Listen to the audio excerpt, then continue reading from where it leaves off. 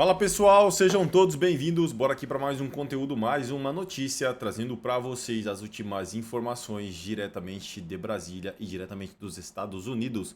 Pessoal, vamos aqui com comentários do canal da Revista Oeste, deixando os créditos ao canal da Revista Oeste na plataforma do YouTube. Se não é inscrito no canal, se inscreva, deixe seu like e o seu comentário, que isso faz uma enorme diferença pra gente aqui dentro da plataforma. Pessoal, não se esqueçam de ativar o sininho das notificações, porque assim que a gente postar um conteúdo ou uma notícia, chegará diretamente em seu smartphone ou em seu computador. E claro, não se esqueçam aí de comentar de qual cidade vocês estão nos assistindo, que é pra gente saber de onde está vindo a nossa audiência.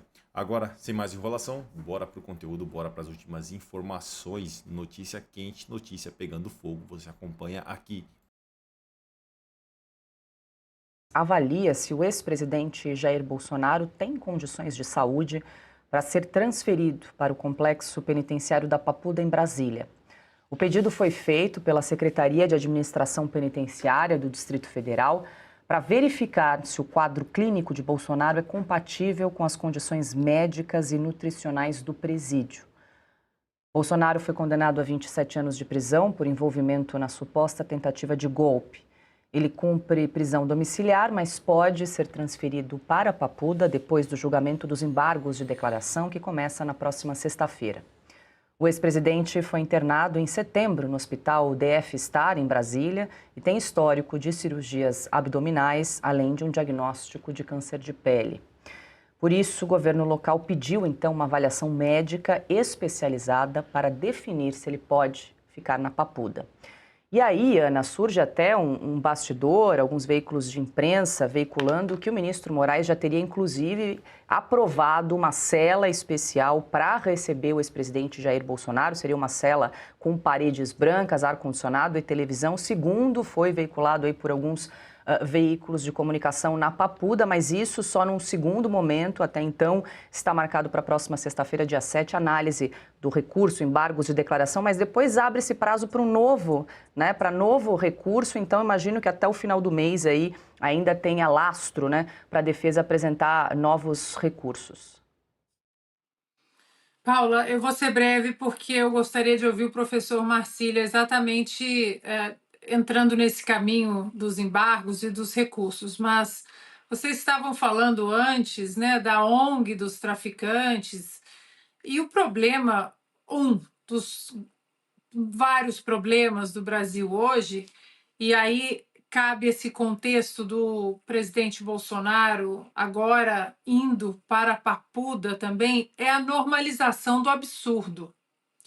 Nós vivemos no Brasil a normalização do absurdo, porque nenhuma ditadura, nenhum regime totalitário, nenhum regime opressor, ele acontece do dia para a noite. Olha, agora nós éramos uma democracia ontem e a partir de amanhã a imprensa livre já não é mais livre e acabou. Não é assim. As coisas vêm aos pouquinhos, vem a normalização de uma coisinha aqui. Ah, mas isso é contra o meu adversário político, depois uma normalização de uma inconstitucionalidade ali. Não, mas isso aí também não vai passar disso. Nós estamos falando de uma eleição em 2022 em que um condenado em 3 instâncias foi eleito presidente em uma eleição completamente distópica, no sentido, não vou nem entrar na questão das urnas, teve fraude na urna ou não, mas teve censura. Nós fomos proibidos de falar uma série de coisas e o Lula, um descondenado, um amigo de ditador, chefe de organização criminosa, de acordo com todas as investigações da Lava Jato dentro e fora do Brasil, ele foi colocado para liderar o Brasil como presidente do Brasil, e aí vai normalizando, não, mas deixa para lá. Debate presidencial, Lula e Bolsonaro, Lula está solto, né? Ouvimos até, inclusive, de um âncora de um grande jornal no Brasil, outrora grande jornal no Brasil, o senhor não deve mais nada à justiça. E agora nós continuamos a normalizar o absurdo. ONGs de traficantes. Presidente Bolsonaro, 27 anos. 27 anos por um golpe que nunca existiu, por um plano que nunca existiu. Até quando? E agora, dentro desse contexto todo de facção criminosa, mega operação, PL da facção criminosa, pontos importantes estão sendo empurrados para debaixo do tapete, como essa prisão, essa condenação ridícula, esdrúxula, que é uma perseguição política ao presidente Bolsonaro, o PL da anistia, também que parece que se desintegrou, ninguém fala mais dele, nós temos presos políticos no Brasil. Então, Paula, é difícil não perder a esperança, mas nós precisamos seguir falando o tempo todo, apesar de tudo isso que está acontecendo no Brasil, do PL da anistia, do PL da anistia, do PL da anistia, porque jogar o presidente Bolsonaro numa cela na Papuda, numa condenação política, 27 anos, com aquela listinha de Alexandre de Moraes que a gente sabe que ele tem os favoritos. Isso é inadmissível. Então, por mais que nós continuemos falando de toda a mega operação no Rio, que tomara que seja feita de exemplo, né? Infelizmente, perdemos 4 policiais, mas nós precisamos continuar falando do que está acontecendo com o presidente Bolsonaro, com o PL da anistia e com os outros núcleos que serão julgados agora e que, vamos combinar, as condenações já estão todas prontas. Só falta publicar. Pois é, Marcília, tem 2 pontos aqui. Queria te ouvir a respeito dos recursos. Começa ali a fase de julgamento na próxima sexta-feira, embargos de declaração, depois abre-se um novo prazo aí para outras possibilidades de recursos. E também queria te pedir, para explicar também para a nossa audiência, esse pedido da secretaria, porque a gente até comentava aqui, quando o preso ele é encaminhado à penitenciária, ele faz um exame, né, para testar um laudo ali das suas condições de saúde. Agora tem uma antecipação desse pedido por parte da própria Secretaria Penitenciária, está querendo se resguardar, porque é público e notório de conhecimento de todos a saúde fragilizada do ex-presidente Jair Bolsonaro. Qual que é a jogada por trás disso aí, Marcília? Vamos começar, Paula, por esse último ponto. Veja, tem, óbvio, uma certa antecipação, né? Estão agindo de forma precoce em relação a esse caso. Veja, e se a gente tem um recurso para ser julgado, né, por mais que a gente saiba o que vem desse recurso, como é que você antecipa o exame para ele poder ser preso? E se ele não for preso? Segundo o Supremo, né? Pois é, então o Supremo está pré-julgando? Então por que vai ter o julgamento se já julgaram? Pô, vamos fazer o exame para levá-lo à cadeia ou para darem aval à cadeia para onde ele será levado, então está tudo decidido, não precisa ter recurso. Quer dizer, isso não existe. Na prática não é assim que funciona. Na prática, primeiro você julga, depois você determina para onde a pessoa vai, quando presa, e aí, no momento em que ela está sendo presa, que se faz o exame para alocá-la de forma correta. Mas essa atuação precoce, né, seja da Secretaria, seja do Supremo, seja do Moraes, só mostra o quanto tudo isso é político. Na prática também, em termos de recursos, nós temos de lembrar que depois desses embargos de declaração serem julgados, o processo não acabou. É muito comum que depois dos embargos de declaração, a defesa oponha outros embargos. E depois dos outros embargos, eu mesmo como advogado já fiz 1, 2, 3 embargos de declaração. Quando o juiz ignorou o que eu estava dizendo, eu fui e fiz de novo. Ignorou outra vez, eu fiz a terceira vez. A sentença não transitou em julgado. Não transitou em julgado. E aí, além dos embargos de declaração, tem ainda os embargos infringentes que a gente fala, que poderia levar o caso seria avaliado pela segunda turma e a segunda turma depois poderia fazer com que aquele caso fosse julgado pelo plenário. E alguém poderia pedir vista e o recurso, então, portanto, poderia levar o Bolsonaro, em tese, obviamente, a ser inocentado. Como é que eles já vão fazer exame para saber se ele vai ser preso? Quer dizer, tudo isso só expõe que existe um plano político para esse caso jurídico, que o direito é apenas um instrumento de atuação política do Moraes e do STF.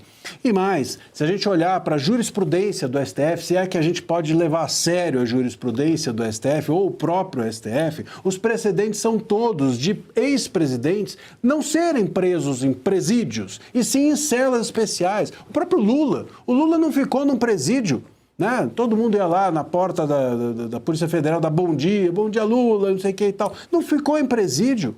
O Temer, quando foi também preso, não ficou em presídio. O Collor não ficou em presídio. E o Bolsonaro ainda tem esse problema de saúde, que é sem dúvida algo que deveria fazer com que ele continuasse na prisão domiciliar, né? Ele não devia nem estar preso, vamos dizer a verdade, mas ainda que assim fosse, em prisão domiciliar. Ele tem, como bem lembrado aqui, câncer de pele e tomou uma facada. Pô, isso não é bobagem, uma pessoa que tem uma certa idade já. Então, o que me parece que está se desenhando é uma óbvia atuação política do STF também no momento em que o processo acabar, né? No momento em que não houver mais recursos, que houver o trânsito em julgado, eles vão muito provavelmente desejar levar o Bolsonaro para a Papuda para ostentarem o troféu. É disso que se trata. É um preso ali de ostentação do STF, um símbolo. E aí depois de algum tempo, quando tirarem as fotos que desejam tirar, ele talvez volte para casa. Não é da tradição brasileira, né? O Getúlio Vargas, ele aplicou um golpe de Estado quando ele estava no governo, é o tal autogolpe, com ao Estado Novo. O Estado Novo acabou, fechou o Congresso, ele não tinha vice, ele era o ditador. Quando ele saiu, foi derrubado, primeiro ele deu anistia, ele anistiou todos os presos de 35 e 37. A tal intentona comunista e a rebelião integralista. E ele pôde ser candidato. Ele que tinha, sim, dado um golpe de Estado, pôde ser candidato. Disputou a eleição, aliás, teve um resultado espetacular. Naquela época podia. Ele foi eleito senador por 2 estados. São Paulo era um deles. Ele optou por ser senador pelo Rio Grande do Sul. E foi eleito deputado por 7 estados. Uma coisa dessas. O Washington Luiz, quando foi derrubado pelo Getúlio Vargas, ele teve a opção do exílio. Ele foi preso com a gentileza possível, né? Não trataram, não procuraram humilhá-lo. E depois ele foi para o exílio, voltou mais tarde, ponto final. Isso aconteceu com todos. O presidente da República é uma entidade. Sabe? Ele precisa ser tratado com respeito. Agora, um cara como o Lula, que não merece respeito nenhum, não vai respeitar ninguém. O estranho é o Supremo Tribunal Federal fazer isso. É isso aí, pessoal, e vamos aqui para mais uma notícia. Nicki Minaj agradece Trump por agir contra genocídio cristão. Na Nigéria, rapper se pronunciou nas redes sociais após o ex-presidente dos Estados Unidos tomar medidas contra o governo nigeriano. Ex-presidente não, né? Presidente. ONU elogia engajamento da artista. A rapper Nicki Minaj usou sua conta no X, antigo Twitter, para agradecer ao presidente Donald Trump por sua declaração contra o que ela mesma chamou de assassinato em massa de cristãos na Nigéria. A artista elogiou a postura de Trump diante das denúncias e afirmou sentir um profundo sentimento de gratidão por viver em um país onde a liberdade de culto é protegida. Na mensagem, Nicki Minaj escreveu: "Nenhum grupo deve jamais ser perseguido por praticar sua religião. Não precisamos compartilhar as mesmas crenças para nos respeitarmos." A publicação foi elogiada por lideranças religiosas e políticas. Trump, por sua vez, anunciou a inclusão da Nigéria na lista de Countries of Particulars, países com especial de preocupação. devido a alegadas violações de liberdade religiosa, sobretudo no que se refere à população cristã. O presidente também ameaçou cortar a assistência americana ao país africano, caso o governo não adote medidas eficazes para conter a violência. Segundo ele, os Estados Unidos já avaliam uma possível ação direta para proteger comunidades cristãs. O governo da Nigéria, no entanto, negou as acusações. O ministro da Informação declarou que não há genocídio religioso, o que a violência interna afeta tanto os cristãos quanto muçulmanos. A nota oficial. E pessoal, agradeço a vocês pela companhia e até o próximo conteúdo. Não se esqueçam de se inscrever no canal, deixar o seu like, o seu comentário, a sua opinião sobre esta notícia. Notícia agora, pessoal, notícia fresquinha, então comentem, deixe a sua opinião, que é muito importante. Se inscreva no canal, dê aquele apoio também nos comentários, o seu joinha, é muito fácil, só deixar o like ali e você já vai estar ajudando muito no engajamento dos conteúdos aqui do canal. Valeu, pessoal!